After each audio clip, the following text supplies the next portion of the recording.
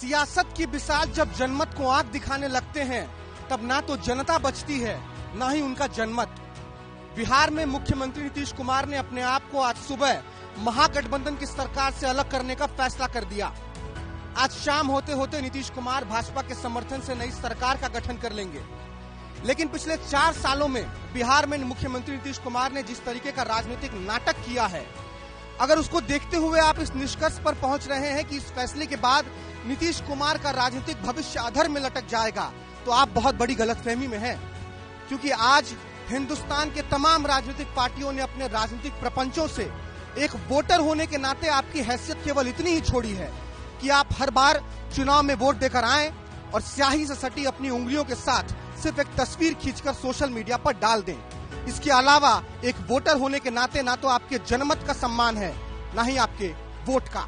लोकतंत्र में जनमत का मतलब बार बार पाला बदलकर सरकार बनाने से नहीं होता है, बल्कि जनमत का मतलब होता है एक ठोस इरादा और मजबूत नजरिए के साथ एक मजबूत सरकार चलाना।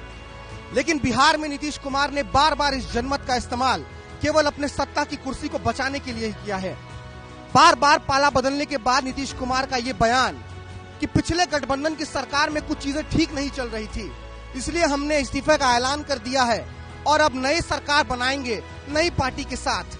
ये बयान नीतीश कुमार के राजनीतिक शुचिता से ज्यादा एक आम बिहारी के नागरिक बोध पर ही चोट करता है कि न जाने आजादी के 75 सालों बाद तक भी बिहार का वोटर अपने लिए एक मजबूत राजनीतिक विकल्प बनाने में क्यों असफल रह गया। यह बिहार के नागरिक की असफलता ही है कि गाहे बगाहे नीतीश कुमार 90 के दशक के टिमटिमाते डालतेन के लौ और राष्ट्रवादी भाजपा के कमल के फूल के बीच अपना तीर सत्ता के निशाने पर साध देते हैं और फिर वही पुरानी रीत, सुबह इस्तीफा और शाम तक शपथ ग्रहण। लेकिन विडंबना देखिए, जिन मजदूर, किसान, शोषित, वंचित और बेरोजगारों का हवाला देकर बिहार में आज सत्ता का खेल चल रहा है, आज उन तमाम राजनीतिक आकाओं को इस बात की कोई फिक्र नहीं है कि उनके फैसले से एक आम बिहारी के राजनीतिक और व्यक्तिगत स्वाभिमान पर क्या असर होगा। उन्हें चिंता है तो इस बात की कि किसके कोटे में कितने मंत्रियों के पद आएंगे। बहरहाल मजेदार बात एक और भी है, पिछले कुछ समय में बिहार में तमाम छोटे राजनीतिक पार्टियों को टाइटैनिक की भूमिका में उभरने का मौका मिला है। पिछले बार 2020 के विधानसभा चुनाव में विकासशील इंसान पार्टी के मुकेश सहनी हीरो थे, तो इस बार के तख्ता पलट में जीतन राम मांझी भी महज 4 विधायकों के साथ ही अपने आप को किंग मेकर बता रहे हैं। लेकिन इन सब के बीच 24 जनवरी को कर्पूरी के जयंती शताब्दी समारोह से शुरू हुआ ये राजनीतिक घमासान अब एक अंतिम रूप में पहुंचता हुआ दिख रहा है। शाम 5 बजे मुख्यमंत्री नीतीश कुमार 9वीं बार मुख्यमंत्री पद की शपथ लेने जा रहे हैं और उनके साथ 8 मंत्री भी पद और गोपनीयता की शपथ लेंगे।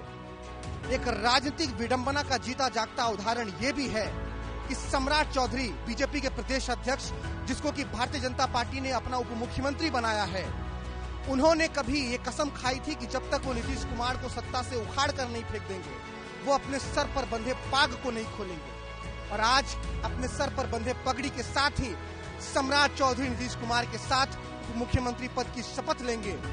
यही है राजनीति का व्यापार, यही है सत्ता का व्यापार। लेकिन अब लगता है कि बिहार की यही रीत हो चली है, कभी इस पार तो कभी उस पार। इस बार मांझी की पतवार है, लेकिन सत्ता का वही पुराना व्यापार।